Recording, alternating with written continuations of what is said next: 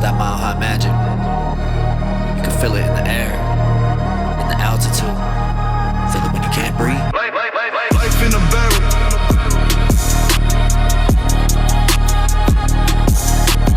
Life in a barrel.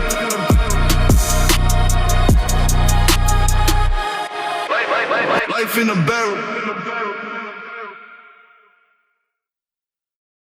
What it do, Broncos country, and welcome to Life in a Barrel. Inspired by the legacy of the late Broncos superfan Tim Barrelman McKernan, we seek to give you raw, educated, unfiltered Denver Broncos news, takes, and opinions. I'm your host. I go by the name of Town, and joining me every week, my partner, my co-host, my partner in crime. Please welcome Tariq Hatchet Young to the show.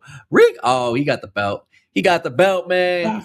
How you doing today, brother? It's a good week. Had to bring the belt out because got some great news yesterday, so had to bring the belt out, celebrate. Absolutely. So I take it your week has went well then. It's been a long week, but it's went well when it comes to the Broncos. Yes, I would agree. It has been a good Bronco week. My personal week was it was cool, man. Yeah, I'm officially like we were talking about last week, I'm officially a football dad now. So I got practices 3 times a week, games at the end of the week, and I'm just like, whew. That boy gonna be a head buster right there. Yes, he is. He's already out there impressing. He had the coaches asking, "Who'd you play for last year?" He's like, "No one." He said, "It's just in my DNA. That's what I do." Yeah, dead ass. He didn't get lying. that from Ray, though. Not even lying. Ray's never played the. Yeah, he's literally a little Ray. Oh, man. But before we kick off the show, we want to remind you that we are doing a Denver Broncos jersey giveaway once our YouTube channel reaches 100 subscribers. This is the opportunity to get a jersey of your favorite player on the house. You just got to make sure you subscribe to the YouTube channel and share it with your people. Once we reach 100 subscribers, we will launch the giveaway. Stop being whacked. Get your free jersey. It's free. I don't know how many times we got to say it. It's free. It's free. It's free. Hey, well, we proven that we consistent with weekly episodes. So we'll be here. We'll be dropping news, takes, and opinions like we promised. And, we're going to make this shit happen regardless. That jersey is going to be given away some way, somehow. Exactly. Well, we walked out of last week's episode feeling pretty uneasy about the Broncos' moves in free agency. We, as a fan base, knew coming out of last year that we needed to make a splashy move. And that splashy move involved a Dolphin, ironically. After several grumpy days in Broncos country, the news broke that the Denver Broncos were trading their 30th overall pick this year, as well as their 3rd and 4th rounds this year, to the Miami Dolphins in exchange for wide receiver Jaylen Waddle and Miami's 4th round pick in this year's draft. Reek, what were you doing, and what were your thoughts when you first heard the news? I was driving out of work. I got the notification from my boy. I was like, "Oh, this got to be something Broncos." Sure enough, I looked. Jaylen Waddle, the Broncos. This is what I'm talking about. I had a feeling we were going to make a trade since some restructuring of contracts been going on. So to see Jaylen Waddle become a number 1 target in Denver is going to be just lovely to me. We needed another receiver to take the top off over the middle. Jaylen Waddle is one of them dudes. He only had 4 drops last year. That's what the Broncos had a big problem with last year. But also in his short career, he's already had over 5,000 yards and 26 touchdowns. Definitely, yeah. I was at work. I was in the middle of a meeting and I heard my phone buzzing in my pocket. I'm glad I put that bitch on vibrate. As soon as the meeting was over, I looked at my phone. I saw you had called me and text me, said Waddle to the Broncos. I said, son of a bitch. These sly motherfuckers. Call me Adam Schefter. I was on it. Oh, yeah. So Reek broke that news to me. But my overall thoughts, man, I'm excited. This is the type of move that makes me breathe a sigh of relief. I was very concerned last week when the Payton brothers were only making subtractions to the team. We had no outside free agents, and it's debatable right now whether we still do or not. But this type of move gives the Broncos another blazing weapon. This one more reliable and deep threat, more capable than both Mims and Franklin. He hasn't missed many games in his career and gives Bo Nix a reliable target down the field.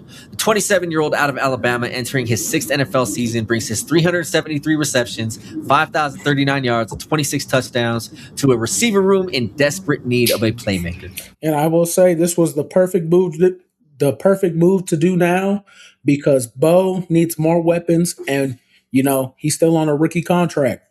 Yeah, because at the end of this next year, they have to decide whether or not they're going to be opting for the fifth-year option. But also, let's keep in mind, in recent history, franchise quarterbacks have typically re-upped their contract after the third year, spurring the fourth and fifth year altogether. So you never know. But ironically, Jaylen Waddle was going to be a topic of this show anyways this week, due to his recent comments about Patrick Surtain II.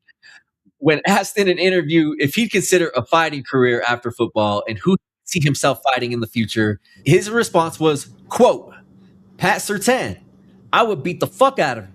I'd beat the dog shit out of him. There are a lot more people, but that's just the top of my mind. I'd beat the dog shit out of bro. End quote. Pat responded by saying, quote, got a little too much dip on your chip. End quote. What are your thoughts on his comments, man? I think they knew something that we didn't know just from that.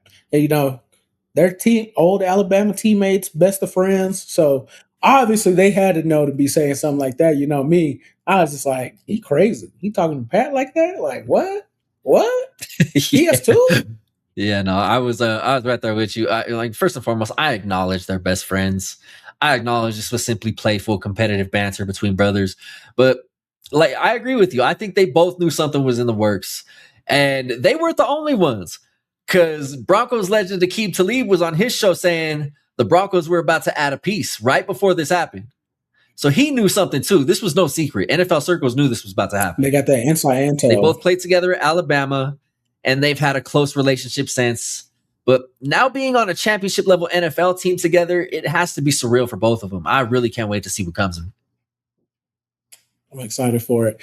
I know the practices is going to be intense. The one-on-ones. Oh, yeah.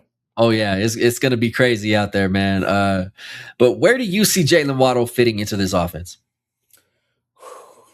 The way I see it, he's going to help take so much of the workload off of Cortland, because at the end of the day, you ain't going to be able to double. You're going to have to play straight up man now. You ain't going to be able to double Cortland the whole game, because you double Cortland, shit, Jaylen Waddle, he got that speed, that breakaway speed at that to make you pay for it. So, But I think that we're going to have such a more explosive offense now. And like I said, with him coming on the team, it's going to make the receivers compete more. And that's what I want to see. Because I feel like for most of the part of the season last year, they were okay. Like, I ain't got nothing to worry about. I don't really got to compete for my spot. Like, it is what it is. Yeah, no, for sure. I honestly, I see him as someone who's going to come in and play a lead role right away. And I'm not talking just on the field. I'm talking in the receiver room. He's already coming in, naming his partners in the receiver room by their first name in the media, naming off the whole room. So it's nice that he knows that. I think he's going to be a good teammate. But on the field, I see him as the burner who's going to open up the rest of the offense. Defenses can no longer stack the box with an eighth defender attempting to swallow the run, and they can no longer double team Cortland Sutton like you were saying on the outside. I love the idea of what he brings, and I really hope Davis Webb and Sean Payton can make the most of it. I really hope so too, because this is a guy for their offense they've been looking for. Somebody to take the top off the defense. So, hey, you got your guy now. Let's go ahead and utilize him now. It's gonna add a layer that this offense did not have before. Like, don't get me wrong, we have Marvin Mims and we have Troy Franklin, people who can take the top off of defense, but they weren't able to do it at a consistent level. Exactly. Go make them pay. And that was the biggest part. Yeah, and then of course the drops. You really can't have that as a professional football team leading the league at a historic rate in drops. I think he's gonna go crazy too, because the other corners in the division, I don't think they're as good as our corners. Just saying. So he gonna have some ball Yeah, games. I think with this, the Broncos now have the strongest receiving room in the division. Absolutely, I 100% agree right there. Only time will tell, right? Because the Chargers are supposed to win it, ain't they? Or the Chiefs. Man, Mahomes ain't gonna be back till halfway through the year, man. I don't care what his fucking doctor says. He better get his restaurant right because I heard he's been getting some bad reviews. Him and Kelsey, but you know they don't know how to go to their restaurant. They He need ain't to put some cooking. kitchen nightmares. Pull up over there. He ain't Hey, cooking. obviously not. I don't know what the hell they got going on. Tis what it is. Moving on to the second wave of the Broncos free agency, and really wasn't much, just more retaining people. We re-signed wide receiver Lil Jordan Humphrey, who is willing to give up his number 17 to Jaylen Waddle. And we also re-signed running back Jaleel McLaughlin to a 1-year deal. So, McLaughlin and Lil Jordan Humphrey, welcome back to the team. Jaquan McMillan, cornerback we've talked about several times on this podcast, he officially signed his tender, marking his return to the Broncos as well. So, Jaquan, thank you for coming back, sir. We appreciate it. Now we need to extend that a little further. Long term. Mm-hmm. So just hearing those names, what are your thoughts? I feel like they're still going to draft a running back. McLaughlin comes back. Still, they're going. It's going to be interesting because if they bring a running back in that they draft, I feel like they're going to end up cutting him in the preseason. Yeah, I could see that. I see that one happening. Lil Jordan, he'll be around to help out in the run support, but eventually I feel like they're going to cut him too and then just put him on the practice squad. So just pieces that we could have just in case somebody gets injured. That's the way I see it. For sure. Now, I got to ask this. This question just came to my mind. It's kind of off the top thing. How do you see the depth chart shaking out at the receiver position? Cortland's going to be starting, of course. Jaylen Waddle's going to start. Then that third spot, I think, is going to go to Troy Franklin. I think that's going to be his spot, unless Marvin Mims just outshines him. I agree with those first two. I mean, well, obviously, Cortland and Jaylen on the outside. That's your burner and your big possession receiver that the defense now has to contend with. And then I think in that third position, I don't think it's Mims or Franklin. I think it's Pat Bryant. That one's definitely up for grabs. I have a feeling Sean Payton wants it to be Pat Bryant. Yeah, because so he's gonna position him in ways so he can solidify his role as that number 3 receiver. Because when he was healthy and he got to make plays, he actually made plays. I know that I had just seen something on Twitter the other day too that one of the guys was saying, they believe in Pat Bryant a lot. They like what he did this past season, so they expect him to have a bigger role. So that third spot up for grabs is just who wants it more. And let's let me get a little bit more back on topic because I kind of had a squirrel moment there where squirrel. But Lil Jordan Humphrey, Jaquan McMillan, Jaleel McLaughlin. Now that these are on top of bringing in a playmaker like Waddle, I can say I'm okay with it. I still feel that we need major help at the tight end position, whether that's a big step up in from Evan Ingram or it's someone in the draft. We got to get that position figured out. And the big question is, can Davis Webb get more out of Ingram? I hope he can. The running back position, like you were talking about, is still a concern for me for no other reason than J.K. Dobbins' injury history, like we were talking last week. I hope they bring in another body in the draft, just like you were saying, to add as much depth to that room as possible, because Lord knows we need it. I'd also like to see us add another body behind Singleton and Sternad that can be rotated in. I know we'll be talking about that in the next couple of weeks because even though we don't have a first-round pick, I think I know who they want for the second-round pick if he's still available. So, okay, yeah. Well, I'm actually very intrigued about what you have to say. I'm the type of person, I don't do my research on the draft until it gets to about this time, where I can kind of dive in and just kind of. I don't watch college football. I'm an NFL fan. I do not watch college football. So fun. I love college. And like I just don't know why. I could play the game. College football on the Xbox or on the PlayStation, count me in. But to actually sit down and watch a season of college football, I can't do it. I prefer to stick to the very methodical, slow pace of the NFL game. Yeah, that college is super fast paced. Got a lot of fast guys out there. And then with the spacing of the field in college too, it really does add to the speed that can be shown. Some burners out there. Trust me, I didn't watch a lot of heartbreaks when it comes to my Ducks, but I also seen a lot of good moments for them too. So yeah, definitely, man. But that's about all the time that we have for today's episode. Reek, before we head out of here, is there any place these folks can find you on social media?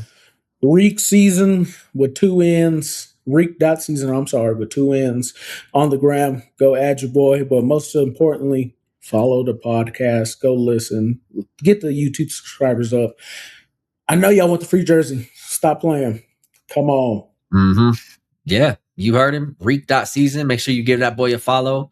Also, make sure, like he said, subscribe to that YouTube channel. 100 subscribers. We're launching that Broncos jersey giveaway.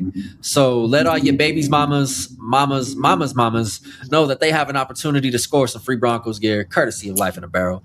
You can find me on all social media at town.5280. Make sure to give me a follow. And if you're listening on Spotify, please make sure to hit that follow button. We'd love and give us a rating. We'd love to see our Spotify followers go up, man. It's the one platform that I wish we could do better in. Forever. Forever. And also don't forget that Life in a Barrel has an Instagram and TikTok account at Life in a Barrel Pod. So make sure to hit us up there. We try to stay as active as possible. But until next time, where we drop a top 10 list of the Broncos' top trade targets, which was supposed to be this week's episode before the Jaylen Waddle trade, for Reek, for Town, for Broncos Country, we'll catch y'all next week. Peace. Life in a barrel.